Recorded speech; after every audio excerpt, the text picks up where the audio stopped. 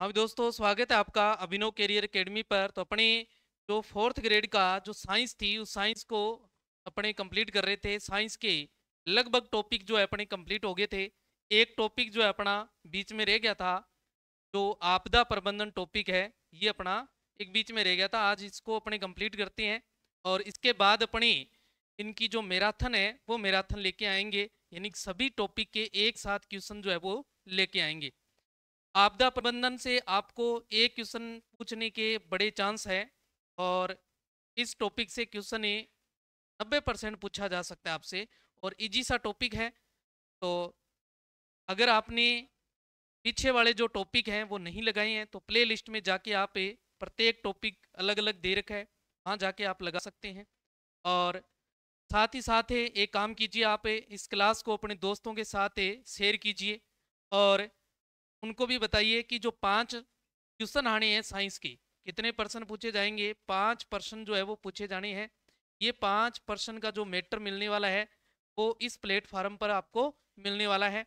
यहाँ जो क्वेश्चन की करवाए जा रहे हैं आपको 5% इन्हीं में से आपको पर्सन मिलने वाले हैं, इससे बाहर कुछ नहीं है। तो इस क्लास को आपने अपने दोस्तों के साथ जरूर शेयर करना है। तो चलते हैं अपने आज की इस टॉपिक पर। सबसे पहले अपने इसकी सामान्य जानकारियां जो है इनको कर लेते हैं। सामान्य जानकारियां कौन कौन सी है, कौन से मुख्य जो बिंदु है वो आपने अच्छे से तैयार कर लेना है। ओके, हाँ जी। फिर अपने इसकी क्वेश्चन लगाएंगे। अपशिष्ट प्रबंधन। अपशिष्ट प्रबंधन वह प्रक्रिया है जिसके अंतर्गत ठोस, द्रव और गैस, ध्यान रखना ये इसमें ठोस, द्रव, गैस और जो खतरनाक पदार्थ है, इन सभी पदार्थों को कचरे का संग्रहण, परिवहन, निपटान और पुनर्चक्रण उपचार किया जाता है ताकि पर्यावरण और मानव स्वास्थ्य पर इसका प्रतिकूल प्रभाव जो है वो कम किया जा सके। यानी कि जो अपशिष्ट पदार्थ है या यूं कहें जो ठोस कचरा है या जो द्रवित कचरा है, गैसीय कचरा है या खतरनाक जो कचरा है, इनको अलग अलग करके इनको इकट्ठा करना, संग्रहण मतलब इकट्ठा करना, परिवहन, निपटान करना, पुनर्चक्रण, उपचार, इनको अलग अलग सिस्टम में बांटकर इनका निपटान करना, ये सारा सिस्टम जो है वही क्या है? आपदा अपशिष्ट है या फिर ये अपशिष्ट प्रबंधन है, यूं कहेंगे, आपदा नहीं, सॉरी। अपशिष्ट प्रबंधन के मुख्य उद्देश्य क्या है ये ध्यान रखने आपने। उद्देश्य क्या है? मानव स्वास्थ्य की रक्षा करना, पर्यावरण को सुरक्षित करना, प्राकृतिक संसाधनों का संरक्षण करना, ऊर्जा और पुनः उपयोग सामग्री का पुनः प्राप्ति करना, सतत विकास को बढ़ावा देना, ये सारे इसके मुख्य उद्देश्य हैं। इन उद्देश्यों से आपसे क्वेश्चन जो है वो पूछा जा सकता है। उद्देश्य आपने ध्यान रखने हैं। नेक्स्ट बात आती है अपशिष्ट उत्पन्न होने के मुख्य स्रोत क्या है। जो अपशिष्ट पदार्थ है वो कहाँ कहाँ से जो है वो मिलता है या उत्पादित होता है, उनकी बात करते हैं। जो मुख्य जो स्रोत है उनकी बात कर रहे हैं। सबसे पहले घरेलू। घरेलू में जैसे रसोई का कचरा है, प्लास्टिक है, कपड़े है, कागज है। औद्योगिक की बात करें, रसायन है या भारी धातुएं हैं या धूल है, ये सारे अपशिष्ट आगे। कृषि की बात करें अगर तो फसल अवशेष है, कीटनाशक है, खाद है, ये आगे। व्यवसाय की अगर बात करें तो दुकानों या होटलों या अस्पतालों का जो कचरा होता है वो व्यवसायिक कचरा हो गया। निर्माण या विध्वंस के कारण जो होता है जैसे सीमेंट है, कंक्रीट है, ईंट है, सरिया है, ये भी अपशिष्ट के अंदर आ जाता है। इसके अलावा खतरे वाले जो अपशिष्ट होते हैं इनको ध्यान रखना है, जैसे बैक्टीरिया है, रेडियोधर्मी पदार्थ है। रेडियोधर्मी पदार्थ जो है की बात, चिकित्सा का कचरा है, ये सारे खतरनाक कचरे के अंतर्गत आ जाते हैं। फिर आता है अपशिष्ट के पर्यावरण और स्वास्थ्य पर प्रभाव क्या है इसके, उनके ऊपर चर्चा करते हैं। पर्यावरणीय प्रभाव कौन कौन से हैं? सबसे पहले वायु प्रदूषण होता है। सबसे पहले तो क्या होता है? वायु प्रदूषित कर देते हैं ये। वायु प्रदूषण होता है यानी कचरा जलाने से हानिकारक गैसें हैं वो निकलती है जिसके कारण वायु प्रदूषण होता है। या कचरा अपने सीधा फेंक देते हैं तो उससे भी वायु प्रदूषित हो जाती है। जल प्रदूषण, कचरा जो है वो जल स्रोतों में अगर मिल जाए तो क्या हो जाएगा? जल प्रदूषित हो जाएगा। क्या हो जाएगा? जल प्रदूषित। जैसे अपने सीधा कचरा फेंक दिया और कचरा फेंकने के बाद जैसी बारिश होगी तो बारिश के जल के द्वारा वो जलाशयों में चला जाएगा जिससे जल प्रदूषित हो जाएगा। भूमि प्रदूषण, भूमि प्रदूषण भी होता है। लैंडफिल से मिट्टी खराब होती है। लैंडफिल से क्या होती है, मिट्टी जो है वो खराब होती है। लैंडफिल का मतलब होता है कि जो कचरा जो होता है इनको एक गड्ढा खोद कर उस गड्ढे के अंदर दबा देना, वो क्या होता है, लैंडफिल होता है। ओके, हाँ जी। जैव विविधता में गिरावट, प्रदूषण से जीव जंतु क्या हो रहे हैं, प्रभावित हो रहे हैं, जिसके कारण क्या आ रही है, जैव विविधता में क्या आ रही है, गिरावट आ रही है। जैव विविधता में क्या आ रही है, गिरावटें आ रही है, ये मुख्य है इसके। उसके बाद मानव स्वास्थ्य पर प्रभाव क्या है इसका, त्वचा रोग है, सांस की बीमारियां हैं, संक्रमण है, डेंगू है, मलेरिया जैसे रोग जो है, ये सारी जो है ये मानव स्वास्थ्य के ऊपर प्रभाव डालते हैं। ये बीमारियां जो है ये मानव को हो रही है, जिससे मानव का स्वास्थ्य जो है वो क्या हो रहा है, खराब हो रहा है। कैंसर और आनुवांशिकीय जो विकृति है वो उत्पन्न हो रही है, इसी के कारण वो जो है कैंसर है या आनुवांशिकीय जो विकृति है वो इन्हीं अपशिष्टों के कारण उत्पन्न होती है। ओके, हाँ जी। अपशिष्ट प्रबंधन की आधुनिक विधियां कौन कौन सी है, ये बड़ा महत्वपूर्ण है। विधियां महत्वपूर्ण है, विधियों से क्वेश्चन पूछा जा सकता है, ध्यान रखना। प्रश्न एक ही आएगा इससे, ध्यान रखना, प्रश्न एक ही पूछा जा सकता है और वो भी 90% चांस है इससे आने के। ओके, हाँ जी। रिसाइकलिंग, रिसाइकलिंग क्या होता है, पुराने उत्पादों से नए उत्पाद बनाना। पुराने जो उत्पाद होते हैं से नए उत्पाद बनाना क्या कहलाता है, रिसाइकलिंग कहलाता है। जैसे कागज है, प्लास्टिक है, कांच है, एल्यूमिनियम है, इनसे जैसे इनका कचरा है, मान लो ये कागज है या प्लास्टिक है, ये कांच है ना, अपने यूज में ले लिया और उसके बाद उसको फेंक देते हैं। फेंकना नहीं है, उसको रिसाइकलिंग के लिए अपने भेज देना चाहिए ताकि उनका पुनः उपयोग जो है वो किया जा सके। कंपोस्टिंग, कंपोस्टिंग क्या होता है, जैविक कचरे को सड़ाकर खाद बनाना क्या कहलाता है, कंपोस्टिंग कहलाता है। इससे मिट्टी की उर्वरकता भी बढ़ती है, मिट्टी की उर्वरकता है वो भी क्या होती है, बढ़ती है। ओके, हाँ जी। इंसिनरेशन, इंसिनरेशन कचरे को उच्च तापमान पर जलाना, उच्च तापमान पर क्या है, जलाया जाता है।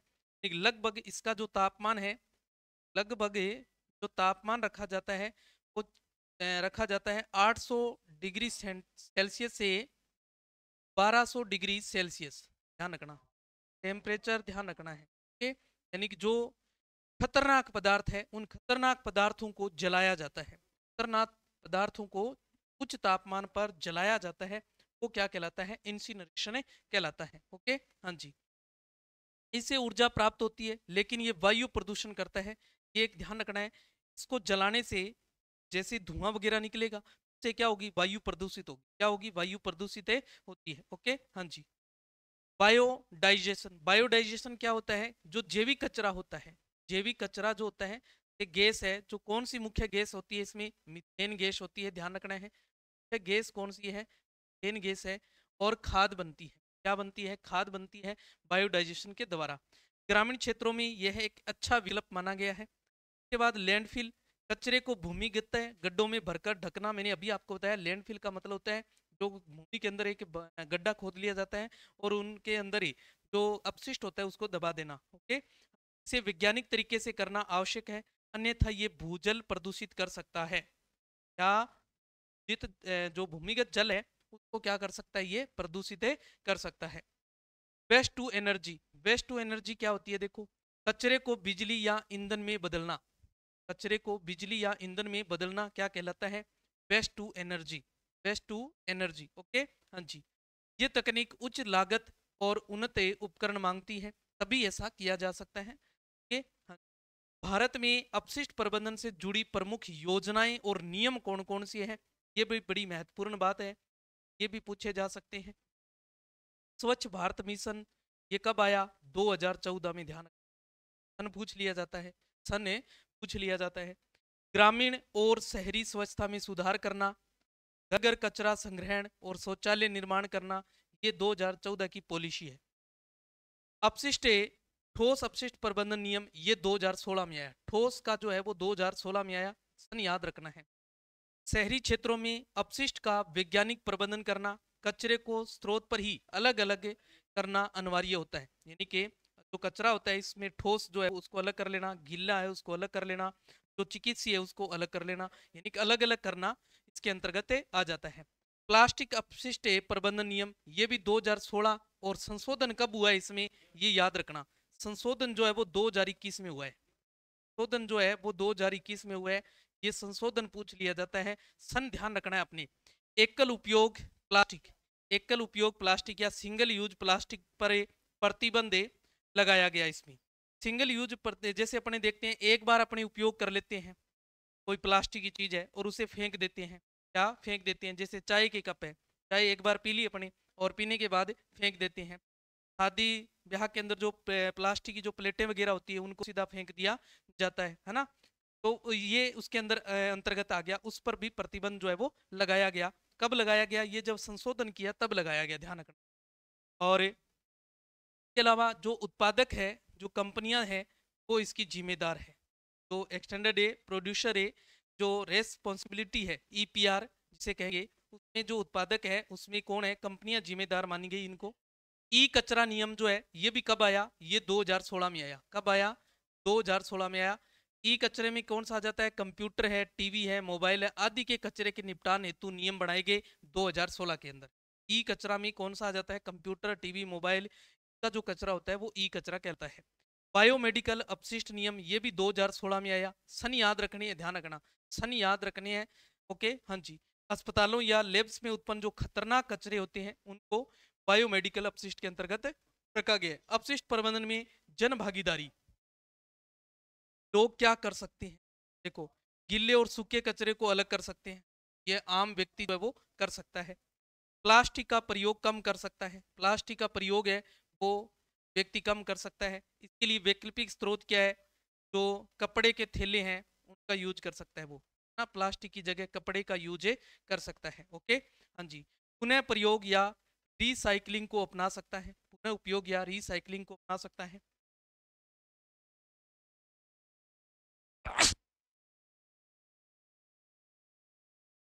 घरेलू खाद से होम कंपोस्टिंग के नाम से भी जानते हैं, होम कंपोस्टिंग के नाम से भी जानते हैं, ध्यान रखना। स्वच्छता अभियान में भाग लेकर भी वो इसकी जो सामान्य जानकारियां हैं उन जानकारियों को जुटा सकता है और जुटाकर वो अपने आसपास के जो कचरा है उसका निपटाने कर सकता है। विद्यालय या कॉलेज में क्या योगदान है इसका, बेस्ट आउट ऑफ बेस्ट, ध्यान रखना है, बेस्ट आउट ऑफ वेस्ट, यानी प्रतियोगिता है एक, यानी कि प्रतियोगिता रख कर इसका जो है इसके बारे में जानकारियां जो है वो दे सकते हैं। कचरा प्रबंधन पर जागरूकता शिविर लगाकर, पोस्टर या निबंध प्रतियोगिताएं आयोजित करवाकर भी इससे जानकारियां हैं वो बच्चों को दे सकते हैं।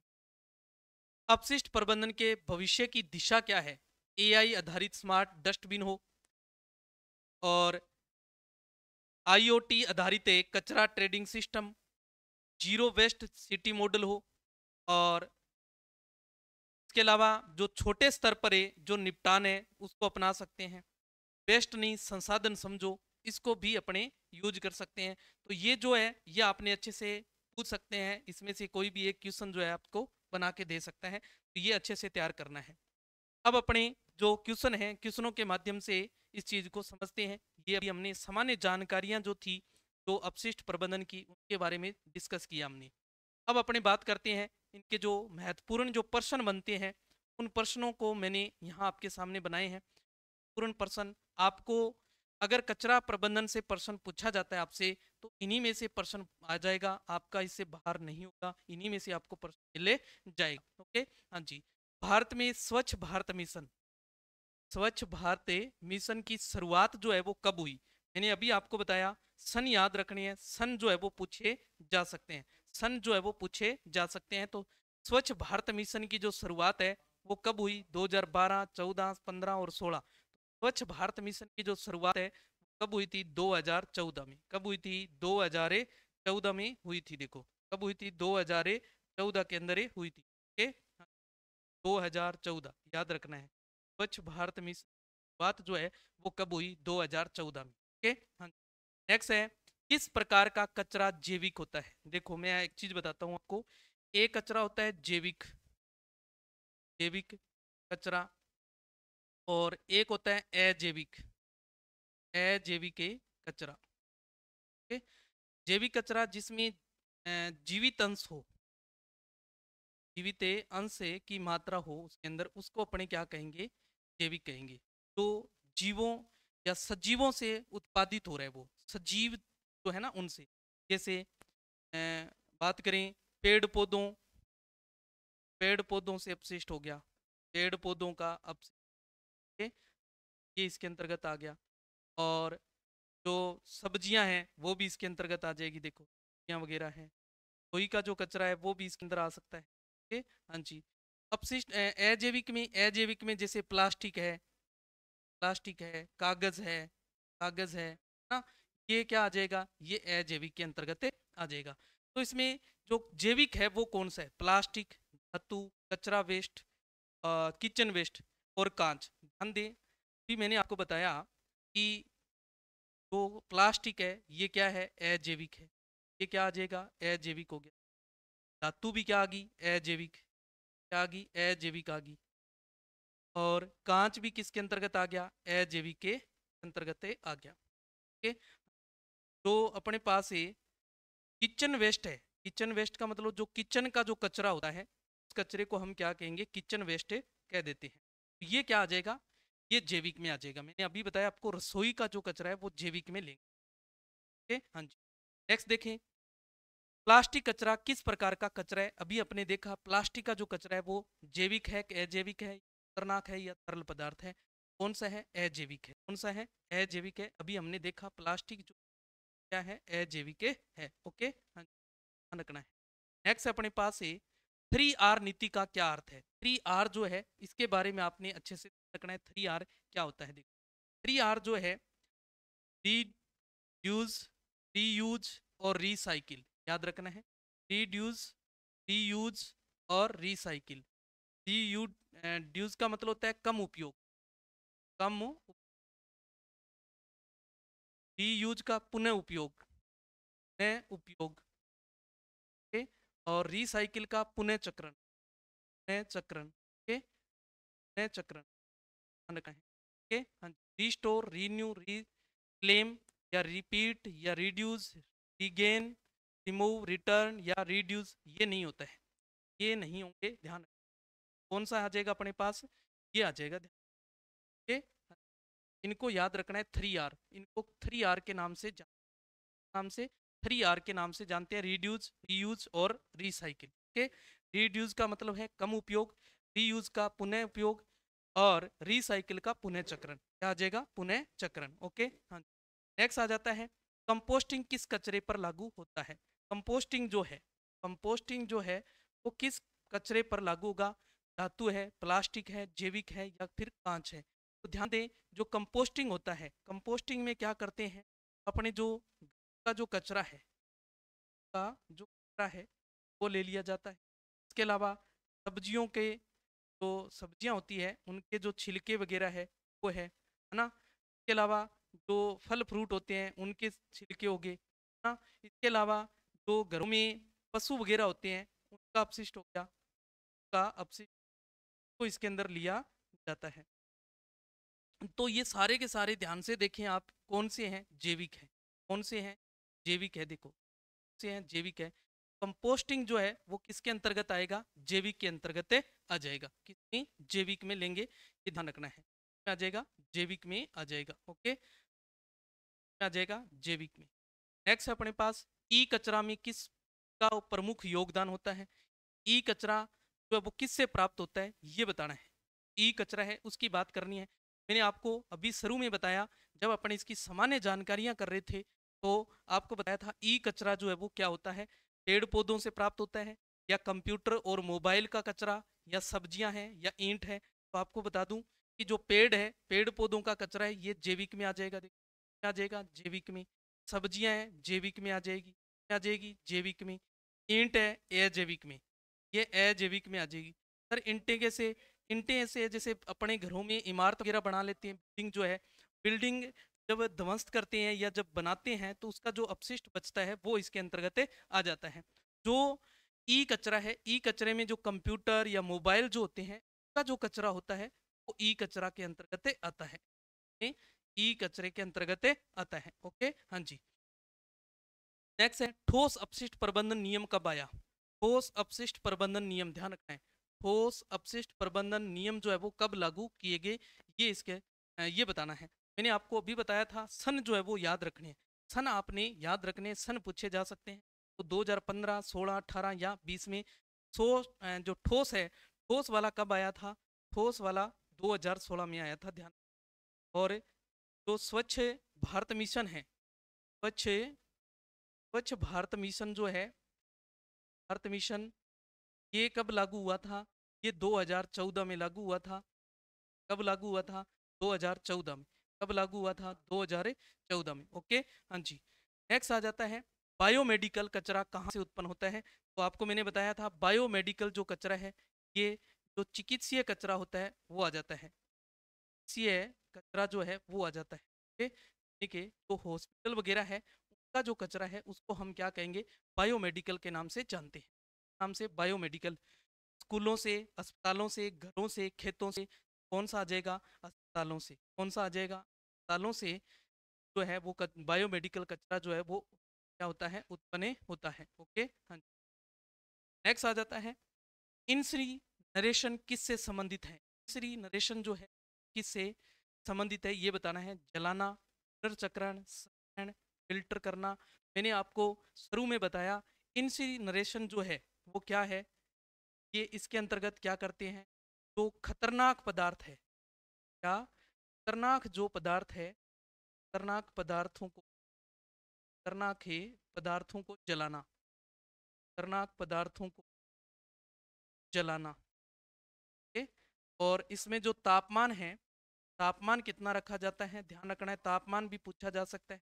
800 डिग्री सेल्सियस से 1200 डिग्री, 1200 डिग्री सेल्सियस से रखा जाता है। ओके, हाँ जी।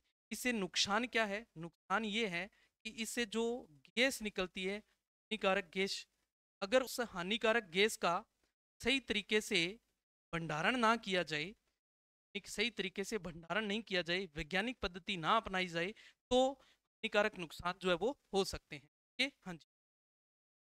तो क्या आ जाएगा? जलाना। क्या आ जाएगा?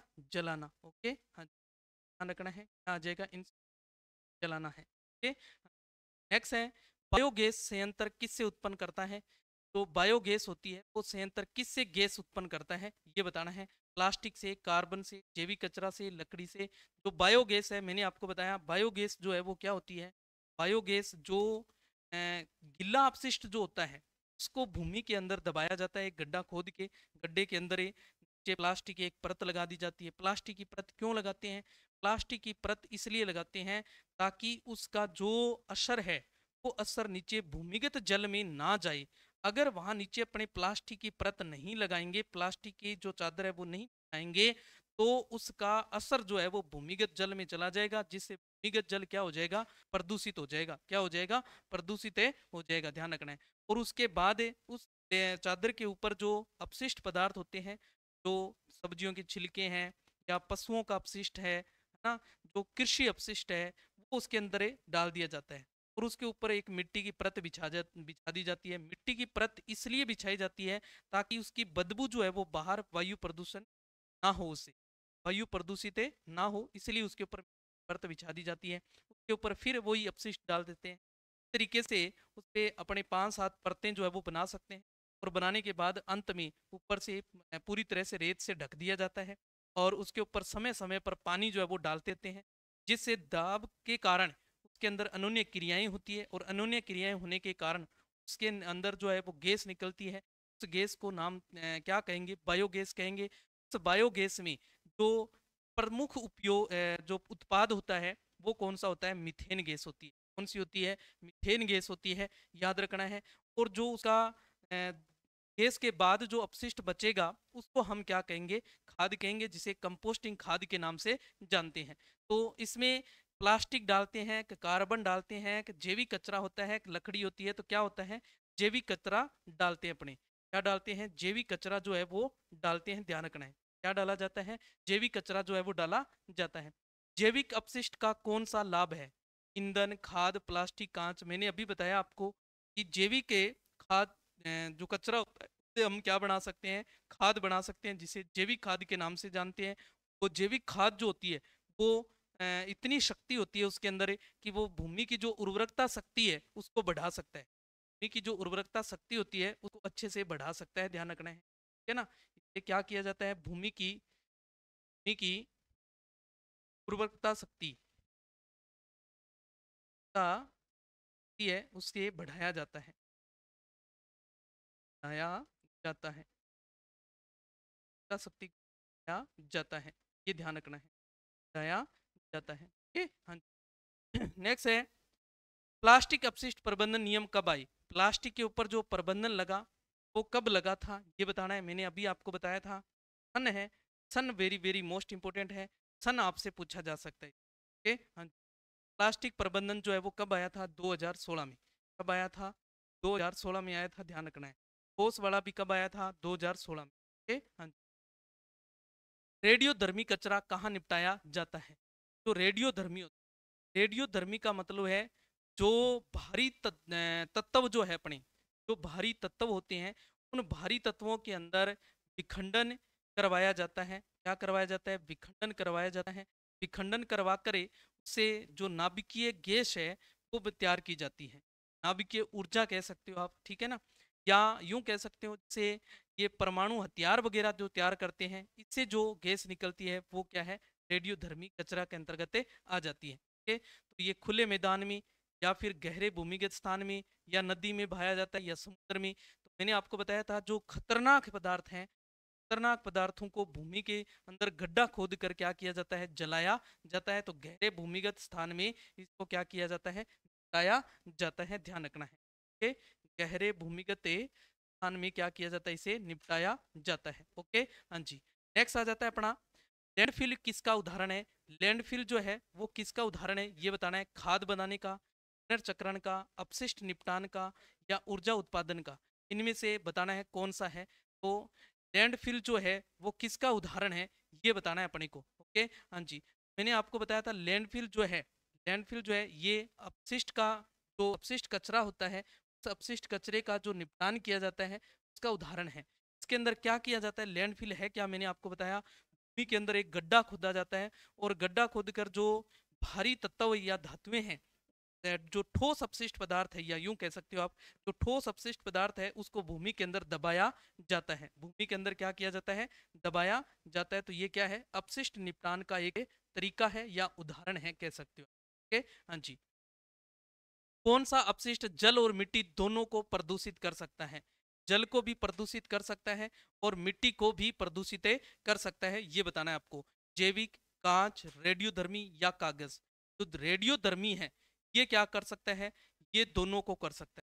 ये किसको कर सकता है? दोनों को कर सकता है, ध्यान रखना है। जैविक जो होता है, जैविक जो होता है ये भूमि को करता है, तो भूमि को प्रदूषित करता है। ओके, यानी कि मिट्टी कह सकते हो आप। या जो वायु प्रदूषित से क्या होती है? वायु प्रदूषित होती है। कांच से, कांच से क्या होती है? भूमि प्रदूषित, क्या होती है? भूमि प्रदूषित।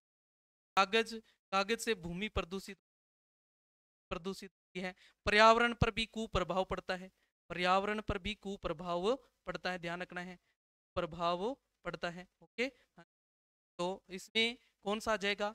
जो जल और मिट्टी वाला है वो कौन सा आ जाएगा? रेडियोधर्मी जो है वो दोनों में आ जाएगा।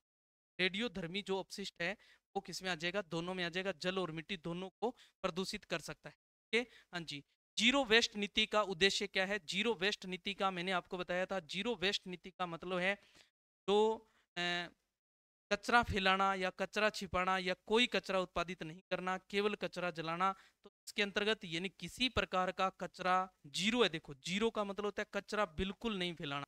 तो जीरो का मतलब क्या है? कचरा बिल्कुल नहीं फैलाना, यानी कोई कचरा उत्पन्न नहीं करना। ओके, हाँ जी, ध्यान रखना है। जीरो वेस्ट नीति का मुख्य उद्देश्य यही है, कचरा जो है वो बिल्कुल नहीं करना, कचरा जो है वो बिल्कुल उत्पन्न नहीं करना, नहीं फैलाना हमें। ओके, हाँ जी। नेक्स्ट आ जाता है निम्न में से कौन अपशिष्ट नहीं, अपशिष्ट कौन नहीं है इनमें से, ये बताना है। जो अपशिष्ट है वो कौन सा इनमें से नहीं है? टूटे प्लास्टिक के खिलौने, कागज, ईंधन, किचन वेस्ट। तो ये क्या है? देखो, ये वाला जो टूटे प्लास्टिक के खिलौने अपशिष्ट है, क्या आ गया? अपशिष्ट आ गया। कौन सा? अजैविक है। कौन सा है? अजैविक है, अजैविक अपशिष्ट है। कागज, कागज जो है वो भी क्या आ गया? अजैविक आ गया। क्या आ गया? अजैविक अपशिष्ट आ गया। किचन वेस्ट जैविक आ गया। क्या आ गया? जैविक अपशिष्ट आ गया। तो कौन बच गया? ईंधन। ईंधन जो है ये अपशिष्ट नहीं है, ध्यान रखना है। ईंधन जो है वो अपशिष्ट नहीं है, ईंधन जो है वो अपशिष्ट नहीं। हाँ जी। अभी तक अगर आपने क्लास को शेयर नहीं किया है तो साथियों क्लास को आप ज़्यादा से ज़्यादा अपने दोस्त तक शेयर करें, ताकि उन तक भी जो इस चैनल के माध्यम से जो कंटेंट दिया जा रहा है आपको फ्री ऑफ कॉस्ट, वो उन तक भी पहुंचे, तो ये काम आप जरूर करें। ओके, हाँ जी। नेक्स्ट आ जाता है कंपोस्टिंग में कितना समय लगता है। कंपोस्टिंग में का मैंने बताया आपको कि यानी कि अलग अलग परतों में जो जैविक कचरा होता है उस कचरे को दबाया जाता है मिट्टी के द्वारा, और उसके बाद उसके ऊपर जो मिट्टी की परत बिछा दी जाती है और उस पर पानी डाला जाता है, पानी डालते रहते हैं, और ये जो टाइम है ये 2-3 महीने तक है उसके अंदर जो है वो दबाया रखते हैं, ताकि उसके अंदर जो अनोन्य क्रियाएं हैं वो अच्छे से हो और जो गैस है वो अच्छे से बने, जिसे हमने बायोगैस के नाम से जानते हैं। किस नाम से? बायोगैस के नाम से जानते हैं। तो कितने? 2 से 3 महीने तक इसके अंदर दबाया जाता है। समय याद रखना है, समय पूछ लिया जाता है कई बार। ओके, स्वच्छता ऐप किस मिशन से जुड़ा है? अच्छा प्रश्न है। स्वच्छता ऐप जो है वो किस मिशन से जुड़ा है? ये एक भारत सरकार ने ऐप तैयार की है। भारत सरकार ने इसके जरिए जो स्वच्छ भारत मिशन 2014 के अंदर या जो नीति अपनाई, उस नीति के तहत ये ऐप जो है वो लॉन्च की गई। इस ऐप के द्वारा जो ग्रामीण लोग हैं या जो शहरी लोग हैं, उनको इस ऐप के जरिए जो अपशिष्ट के नुकसान हैं, नुकसान के बारे में बताया गया है। इसके अंदर क्या करना चाहिए, क्या इससे लाभ है, क्या नुकसान है, ये सारी बातें उसके अंदर दी हुई है। आप इसको गूगल से डाउनलोड भी कर सकते हैं, गूगल से डाउनलोड भी कर सकते हैं। तो ये नमामि गंगे के तहत है, डिजिटल इंडिया है, स्वच्छ भारत है या जल शक्ति, मैंने अभी बताया आपको स्वच्छ भारत मिशन जो है उसके तहत ये जुड़ा हुआ है।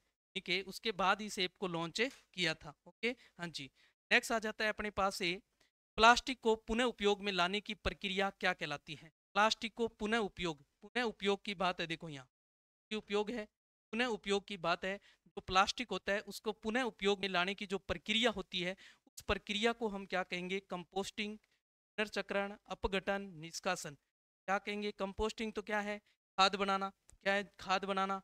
और अपघटन का मतलब है यानी कि उनको जो जैविक जो कचरा होता है उसको छोटे छोटे टुकड़ों में खंडित करना। क्या करना? खंडित करना। निष्कासन का मतलब उसे समाप्त करना। क्या? समाप्त करना। तो कौन सा बच गया? पुनर्चक्रण। पुनर्चक्रण जो है वो किसके अंतर्गत आ जाता है? पुनः उपयोग। पुनः उपयोग में लाने की प्रक्रिया है। ओके, हाँ, ध्यान रखना है। ओके, हाँ जी। नेक्स्ट आ जाता है अपने पास से निम्नलिखित में से कौन जैव अपघटनशील नहीं है? जैव अपघटनशील नहीं है यानी कि जैविक नहीं है, ये बताना है आपको। जैविक नहीं है इनमें से, ये बताना है आपको। जैविक नहीं है ये बताना है। कागज, रोटी, प्लास्टिक, पत्तियां। तो आपको मैंने बताया कागज जो है वो क्या है? जैविक है। कागज क्या है? जैविक है। देखो रोटियां, रोटियां भी जैविक के अंतर्गत आ जाती है। देखो ओके, पत्तियां जो है ये भी जैविक में है, जैविक में है। अजैविक कौन सा हो गया? अजैविक हो गया प्लास्टिक। हो गया प्लास्टिक हो गया। एक जैविक नहीं है ये बताना है आपको, जैविक नहीं ये बताना है। ओके, हाँ जी। नेक्स्ट आ जाता है भारत सरकार द्वारा स्वच्छ सर्वेक्षण। कौन सा? स्वच्छ सर्वेक्षण किस उद्देश्य से किया जाता है? जो स्वच्छ सर्वेक्षण है इसका जो उद्देश्य है, उद्देश्य क्या है ये बताना है आपको। प्रदूषण मापने के लिए, स्वच्छता स्तर जांचने के लिए, जनसंख्या गणना के लिए या जलवायु अध्ययन के लिए। तो स्वच्छ है, स्वच्छ सर्वेक्षण है, तो किससे जुड़ा होगा? स्वच्छता से जुड़ा होगा। किससे जुड़ा होगा? स्वच्छता से जुड़ा होगा। तो यानी कि स्वच्छता स्तर जो है इसको जांचने के लिए स्वच्छ सर्वेक्षण जो है वो किया जाता है। स्वच्छ सर्वेक्षण जो है वो किया जाता है। यानी कि स्वच्छ सर्वेक्षण का जो मुख्य उद्देश्य है वो उद्देश्य क्या है? स्वच्छता स्तर जांचना, का स्तर जो है वो जांचना। गीला कचरा किस डस्टबिन में डाला जाता है? गीला कचरा जो है वो किस डस्टबिन में डाला जाता है? तो ये भी याद रखें आप, ये भी याद रखें। ओके, हाँ, ये भी याद रखें। जो नीला होता है इसमें जो सूखा कचरा होता है, का जो कचरा होता है वो डाला जाता है। ओके, पीले में, पीले में जो चिकित्सीय कचरा होता है वो डाला जाता है। चिकित्सीय जो कचरा होता है वो डाला जाता है। ओके, हाँ। और जो लाल होता है इसमें खतरनाक जो कचरा होता है, खतरनाक जो कचरा है या खतरनाक पदार्थ जो है वो डाले जाते हैं। हरे में, हरे में कौन से डाले जाते हैं? गीला कचरा होता है वो डाला, गीला कचरा जो है वो किस में डाला जाता है? हरे में डाला जाता है। ध्यान में गीला कचरा है वो डाला जाता है। तो डस्टबिन का जो कलर कोड है, ये कलर कोड भी आपने अच्छे से ध्यान रखना है। कलर कोड से भी क्वेश्चन बनता है, कलर कोड से भी क्वेश्चन बनता है। ओके, हाँ जी। नेक्स्ट आ जाता है, निम्न में से कौन सा सूखा कचरा है? सूखा कचरा इसमें से इसको कहेंगे अपने, वो बताना है। देखो, फल के छिलके ये गीले कचरे के अंतर्गत आ जाते हैं, आ जाते हैं गीले कचरे में। ये कौन सा आ गया? गीला कचरा। ओके, चाय पत्ती गीला हो गया, ये भी किस में आएगा? गीले में। और सब्जियों के छिलके ये भी किस में आ गया? गीला में। में कौन से बच गया? में है प्लास्टिक के बैग, जो है ये सूखा कचरा जो है उसके अंतर्गत आ जाता है। सूखा कचरा है उसके अंतर्गत आ जाता है। ओके, हाँ जी। नेक्स्ट है, निम्न में से कौन सा गैर खतरनाक अपशिष्ट नहीं है? खतरनाक अपशिष्ट है खाना, कपड़े, रेडियोधर्मी पदार्थ, लकड़ी। इनमें से गैर खतरनाक अपशिष्ट नहीं है। खतरनाक अपशिष्ट नहीं है मतलब खतरनाक है वो।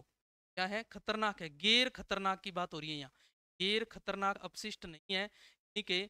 जो ज्यादा खतरनाक है, यूं कहें इसको ना, खतरनाक है जो है वो कौन सा इसमें से? गैर खतरनाक नहीं है। खतरनाक नहीं, ऐसा नहीं है, गैर खतरनाक।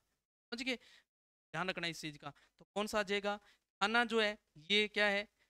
गैर खतरनाक है। क्या आ जाएगा? गैर खतरनाक, खतरनाक आ जाएगा। ओके, और कपड़े भी गैर खतरनाक में, इससे भी कोई खतरा नहीं है, देखो खतरनाक है।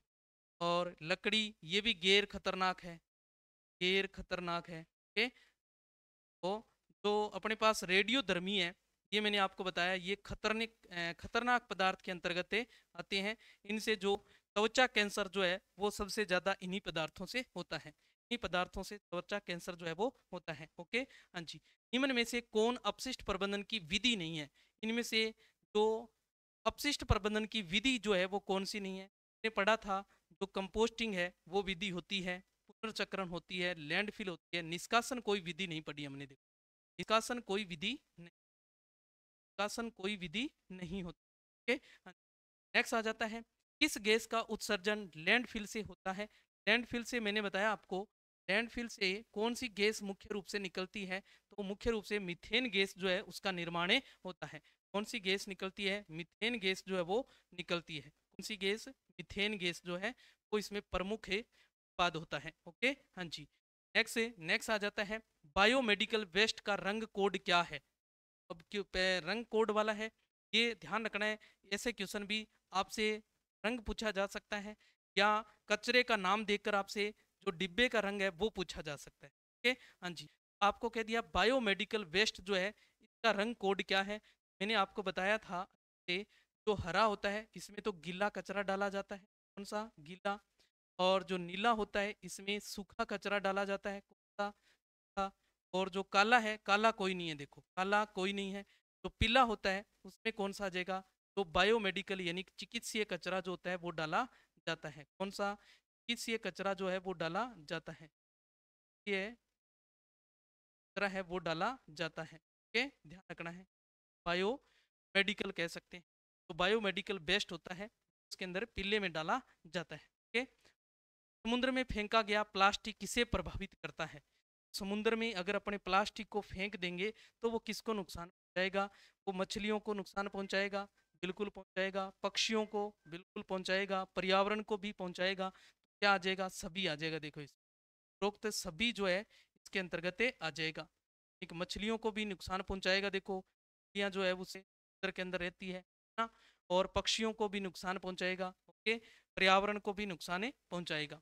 कचरे से बिजली उत्पादन को क्या कहते हैं? यानी कचरे के द्वारा जो बिजली उत्पादन किया जाता है तो हम क्या कहेंगे, ये बताना है। तो कचरा होता है, कचरे से जो बिजली बनाई जाती है उससे हम क्या कहेंगे? Waste to energy, solar power, hydro power या बायो पावर। तो हमने इसकी सामान्य जानकारी में देखा था, तो वेस्ट टू एनर्जी है, वेस्ट टू एनर्जी है, वो कचरे से बिजली उत्पादन करना होता है। ओके, वेस्ट टू एनर्जी, जो वेस्ट है अपने पास अपशिष्ट है उससे एनर्जी बनाना क्या हो जाएगा? बिजली उत्पादन। ठोस अपशिष्ट प्रबंधन का पहला चरण जो है वो क्या है? जो ठोस अपशिष्ट होता है उसका पहला चरण जो है वो क्या होता है, ये बताना है। पहला चरण होता है कि उसे इकट्ठा करना। पहला काम क्या है? उसे इकट्ठा करना। उसके बाद उसका दहन करना। उसके बाद दहन करना, फिर उसका निपटान और बाद में निष्कासन हो जाएगा, निष्कासन आ जाएगा। ओके, पहला चरण क्या है? पहला चरण है पहला चरण है संग्रहण करना, यानी कि इकट्ठा करना। क्या करना? इकट्ठा करना। ओके, नेक्स्ट आ जाता है अपने पास ये प्लास्टिक को कितने बार पुनर्चक्रित किया जा सकता है, ये बताना है। जो प्लास्टिक होता है उस प्लास्टिक को हम कितनी बार पुनर्चक्रित कर सकते हैं, यानी कि बार बार उपयोग में ले सकते हैं उसको। अनगिनत बार, केवल एक बार, लगभग 2-3 बार या 10 बार। तो प्लास्टिक होती है इसको अनगिनत में नहीं लेते, इसको लगभग 2-3 बार ही अपने उपयोग में ले सकते हैं। ध्यान रखना, लगभग कितने? 2-3 बार ही उपयोग में ले सकते हैं, अनगिनत मत करना, अनगिनत मत करना, ये ध्यान रखना। ओके, नेक्स्ट आ जाता है बायोडिग्रेडेबल कचरे में कौन शामिल है? बायोडिग्रेडेबल ध्यान रखना है। ओके, टायर, ईंट, पत्तियां, प्लास्टिक, इनमें से बताना है कौन सा जो है बायोडिग्रेडेबल जो है उसके अंतर्गत आता है, उसके अंतर्गत आता है, ये बताना है आपको। टायर है, ईंट है, पत्तियां हैं, प्लास्टिक है। ओके, तो बायोडिग्रेडेबल का मतलब है कि जो जैविक कचरा है अपना, कौन सा जैविक कचरा है उसके अंतर्गत। जैविक कौन सा इसमें से? का मतलब क्या है? जैविक कचरा जो है को लिया जाता है, को लिया जाता है, जैविक कचरे को लिया जाता है। जैविक कचरा इनमें से कौन सा है? ध्यान से देखें, पत्तियां जो है वो जैविक कचरा है। देखो, पत्तियां जो है वो क्या है? जैविक कचरा है। ओके, हाँ जी। नेक्स्ट आ जाता है अपने पास है बेस्ट हायरार्की क्या में सबसे पहले क्या आता है? तो बेस्ट वाला है best hierarchy, hierarchy. Okay, dispose करना, रीयूज करना, रिड्यूस करना, रिसाइकिल करना। तो सबसे पहला काम होता है रिड्यूस। क्या आता है इसमें? रिड्यूस। 2 नंबर पे रीयूज क्या आ जाता है? रीयूज। और 3 नंबर पर रिसाइकिल, रिसाइकिल। 4 नंबर पर डिस्पोज आ जाएगा। डिस्पोज सबसे लास्ट आएगा, ध्यान रखना है। डिस्पोज जो है वो सबसे लास्ट आएगा। तो सबसे पहले क्या आया? रिड्यूस। कौन आ गया? रिड्यूस रखना है। ओके, अच्छा क्वेश्चन है, ऐसे भी पूछा जा सकता है आपको क्वेश्चन। नेक्स्ट है बायोमास से क्या प्राप्त किया जा सकता है? जो बायोमास होती है, बायोमास मैंने आपको बताया जो कंपोस्टिंग की जो प्रक्रिया होती है उससे जो गैस निकलती है उस गैस को हम क्या कहेंगे? बायोमास कहेंगे। और बायोमास में मैंने आपको बताया जो प्रमुख है, जो गैस निकलती है, जो प्रमुख उत्पाद होता है गैस का, वो कौन सी होती है? मीथेन गैस होती है, गैस होती है, मीथेन गैस जो होती है। ओके, हाँ जी। नेक्स्ट आ जाता है अपने पास है निम्न में से कौन सा अपशिष्ट पुनः प्रयोग में नहीं आता है? पुनः प्रयोग में नहीं आता है। कागज, लोहा, भोजन, प्लास्टिक। ध्यान दें, कागज को अपने पुनः उपयोग में ले सकते हैं, पुनः उपयोग में ले सकते हैं, पुनः प्रयोग कर सकते हैं। ओके, और लोहे को भी ले सकते हैं, ये भी यस है। प्लास्टिक को भी ले सकते हैं, भोजन को देखो ले सकते हैं। भोजन वाला है कौन सा आ जाएगा? जैविक के अंतर्गत, और इसे जो पुनः प्रयोग में नहीं लाया जाता है। ओके, प्लास्टिक से क्या खतरा है? प्लास्टिक से क्या खतरा है ये बताना है। मिट्टी की उर्वरकता घटाता है, जानवरों की मृत्यु, जल प्रदूषण है। तो ये सारे हैं। देखो, मिट्टी की उर्वरकता भी घटती है इससे, जैसे मिट्टी के अंदर अपने इसको फेंक दिया तो उससे इसकी उर्वरकता शक्ति है वो भी कम हो जाएगी। अगर जानवर इनको निगल लेंगे तो जानवरों की मृत्यु भी हो सकती है। अगर मान लो वो बारिश के जल के द्वारा जलाशयों में बह जाएंगे तो जलाशयों के अंदर भी जल प्रदूषण हो जाएगा। तो सारे इसके अंतर्गत आ जाते हैं, ध्यान रखना, सारे इसके अंतर्गत आ जाते हैं। ओके, नेक्स्ट आ जाता है ई कचरा का पूर्ण रूप जो है वो क्या है? ई कचरा जो है वो क्या होता है? ई कचरा मोबाइल है, बैटरियां हैं, है ना? तो उनसे जो कचरा प्राप्त होता है, कंप्यूटर है ना? उनसे जो कचरा होता है उसको क्या कहेंगे? ई कचरा। ये मोबाइल, इंटरनेट, रेडियो, मोबाइल, और ये टेलीफोन या कंप्यूटर, तो ये सारे किसके अंतर्गत? इलेक्ट्रिक है या ऊर्जा वाला है या इको वाला है? तो ये सारे क्या है? इलेक्ट्रॉनिक है। देखो कौन से हैं? इलेक्ट्रॉनिक है। तो क्या कहेंगे अपने? इलेक्ट्रॉनिक कचरा। क्या कहेंगे? इलेक्ट्रॉनिक। ई कचरा का जो फुल फॉर्म है वो क्या है? इलेक्ट्रॉनिक कचरा। ई जो गया है उसका नाम क्या है? यहाँ इलेक्ट्रॉनिक है, ध्यान रखना है, इलेक्ट्रिक नहीं। भारत में प्लास्टिक अपशिष्ट की सबसे बड़ी मात्रा किस शहर से निकलती है? भारत के अंदर जो प्लास्टिक अपशिष्ट है, प्लास्टिक अपशिष्ट है वो सबसे ज़्यादा कहाँ से निकलते हैं ये बताना है। अपने अच्छे से जानते हैं, जहाँ जनसंख्या ज़्यादा होगी से निकलेगा। और जनसंख्या की अगर बात करें, दिल्ली, मुंबई, कोलकाता और चेन्नई चारों में लगभग बराबर सी है। मुंबई के अंदर जो होता है ये कचरा सबसे ज्यादा निकलता है, कितने, मुंबई से, ध्यान रखना है। ओके, हाँ। नेक्स्ट आ जाता है, कौन सा एक जैव चिकित्सा अपशिष्ट नहीं है? जैव चिकित्सा अपशिष्ट नहीं है, चिकित्सा अपशिष्ट नहीं है, ये बताना है। टीका, सीसी अपशिष्ट है, देखो चिकित्सा वाला है। प्लास्टर, उपयोग किया गया दस्ताना, प्लास्टिक की थैली। प्लास्टिक की थैली देखो ये चिकित्सीय नहीं है, ये जो है चिकित्सीय नहीं है, देखो प्लास्टिक की थैली। ये तीनों के तीनों क्या है? प्लास्टिक है। टीका, शीशियाँ हैं, प्लास्टर है, उपयोग किए गए दस्ताना वगैरह है, ये सारे किसके अंतर्गत आगे? चिकित्सीय अपशिष्ट के अंतर्गत आ जाते हैं। नेक्स्ट है, बायोमेडिकल वेस्ट के लिए प्रबंधन नियम किस वर्ष में आया? जो बायोमेडिकल वेस्ट के लिए जो नियम बनाया गया वो कब बनाया गया? 1998 में, 2000 में, 2016 में, 2021 में, इनमें से कब बनाया गया?